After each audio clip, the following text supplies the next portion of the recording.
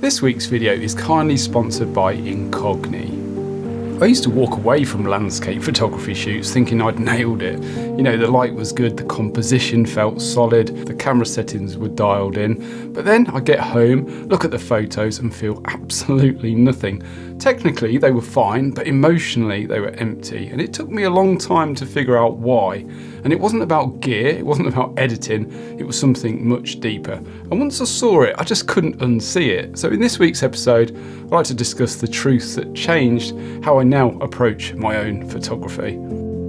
So there are a few pain points I want to share in this week's video, things that definitely held back my photography in the past. And maybe it's doing the same for you without you even realising it.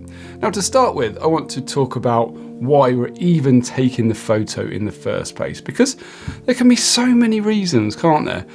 For me, I guess aside from creating images for clients, the photos I truly value are the ones I print, hang on my wall, and I keep coming back to. And they all have something in common. I feel a connection to them.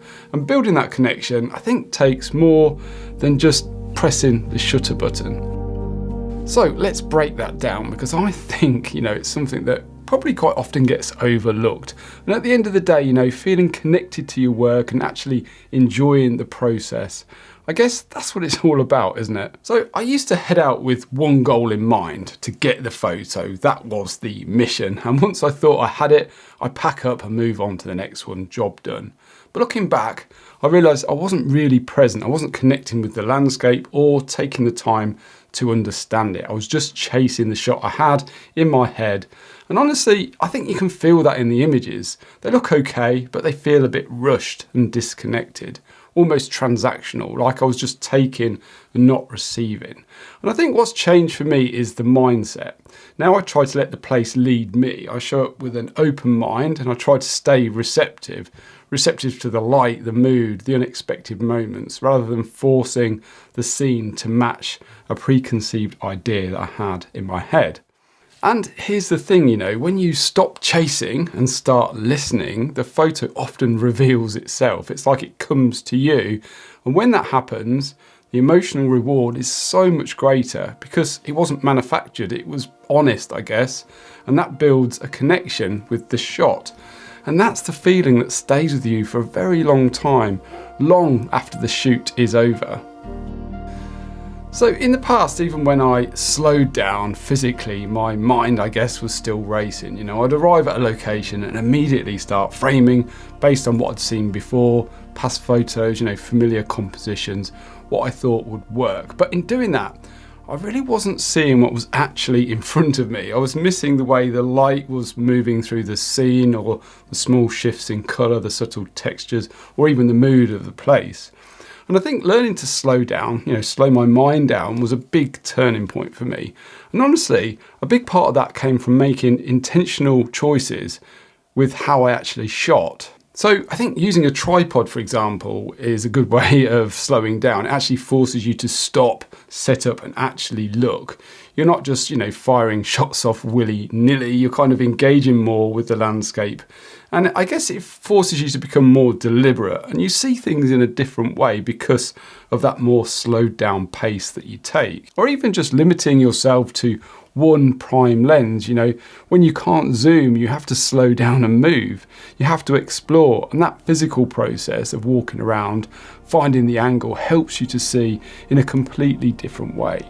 And I think those simple tools helped me to be more present when I was out shooting landscapes. And the more I learned to observe, the more meaningful and personal my photos became to me. And just like slowing down in the field helps cut through, visual noise, if you will, I've also been trying to clear out some of my digital noise in my life as well. Now, recently I started noticing more and more spam emails, random calls, so much so that I actually missed a couple of important messages buried in all of the mess on my computer. So if you've noticed junk mail or scam calls or strange emails lately, there is a reason for it. Now, your personal data is probably being bought and sold by data brokers. brokers. And these companies legally collect and trade everything from your name, your email address, your shopping habits, and even your browsing history. And that's where Incogni comes in, and I'm glad to have them sponsoring this week's video. They contact these data brokers on your behalf and request that your personal information be removed. And if the broker pushes back, Incogni keeps following up until that data is gone. Since signing up, I've seen a real drop off in spam calls, and my inbox has been a lot cleaner. Plus, you can track everything that they're doing through a clear and simple dashboard. Now, there's a 30-day money-back guarantee, so it is completely risk-free to try. So, if you want to take back your own privacy, use the link in my video description, which is incogni.com/Ian Worth, for 60% off an annual plan. And a big thanks to Incogni for sponsoring this week's video. So yeah, clearing digital noise has been a focus lately, both in my inbox and in my images. But that brings me on to another big shift I had to make. There was a time when I'd bring rushed photos into Lightroom and just throw absolutely everything at them, contrast, clarity, color grading, trying to inject life into something that felt flat. But here's the thing, you can't edit back what you didn't capture. You can't fake presence or mood or meaning. You might be able to, I guess, for the viewer, but not for yourself. So in the past, especially when I first started shooting landscapes, I was often finding myself editing to rescue the shot, not to, I guess, reveal what was already there. And I think that's the trap. Now, I think my approach has changed somewhat since I first started shooting. Now I try to shoot with intent. I actually make decisions in the field that carry weight. So for example, if I know I want to create a black and white image, I'll switch my camera's picture profile to black and white while I'm actually shooting, because it helps me to compose more intentionally, and I'm thinking in light, tone and shape, not distracted by colour. It even gives me ideas for the final edit as well while I'm still in the field, and honestly that feels so much more rewarding than converting a colour shot to black and white later on because it didn't work in colour. When I do that, I often feel disconnected from the image, like I'm trying to fix something instead of actually creating something. But when the intent is definitely there from the beginning, I think the edit becomes a continuation of that experience, not a cover-up, I guess.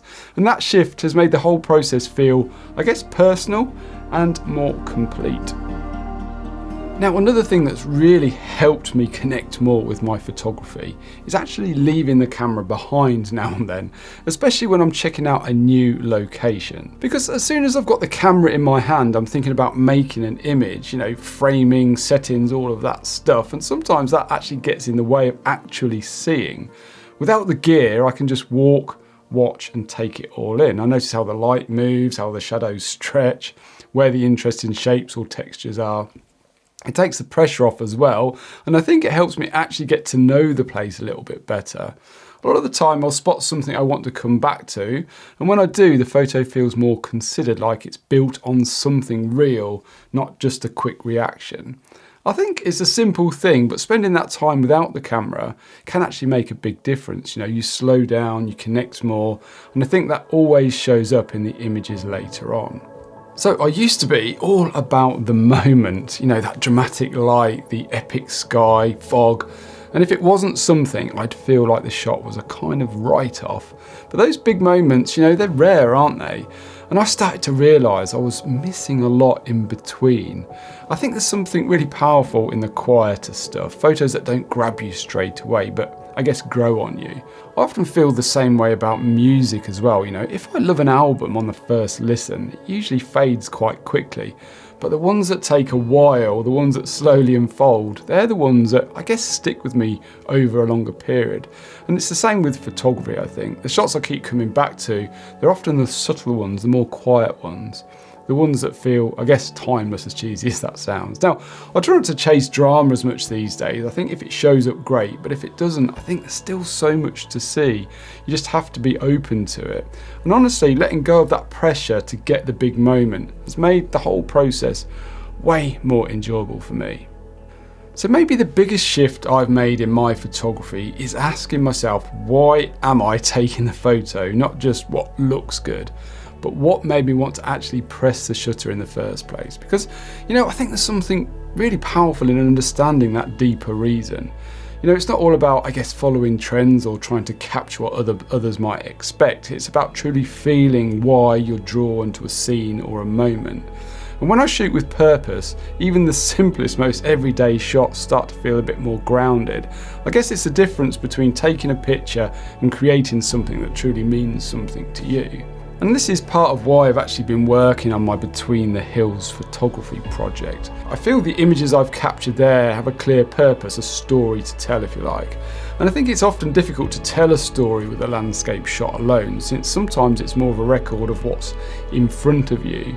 But when you bring human elements into the frame, I think it opens up new trains of thought and layers to the story as well. If I don't know why I took the photo, how can I expect anyone else to feel anything when they look at it?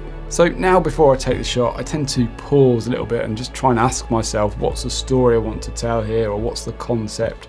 I guess it's a small shift, but it does actually make all the difference to how I guess I connect with the photograph afterwards. Now, I guess you might be thinking, wow, this is just a lot of nonsense, and well, you might be right, but all I know is that building up a deeper connection with my photography has made me, more connected with it, and honestly, I enjoy it a lot more now by doing that. And when you break it all down, I guess enjoyment is what we're really looking for, isn't it? I know a lot of people are anyway. But we all have a different way of finding it, don't we? For you, for example, it might be doing a really intimate macro shot with a big focus stack and spending ages in the edit, creating all of these frames to create one huge, great big depth of field, and that might really resonate with you, which is absolutely fantastic. Everybody's a little bit different. Like the points I've spoken about in today's video are just what resonate with me, but I do hope that maybe you've got some takeaways from this video and perhaps some of them resonated with you as well.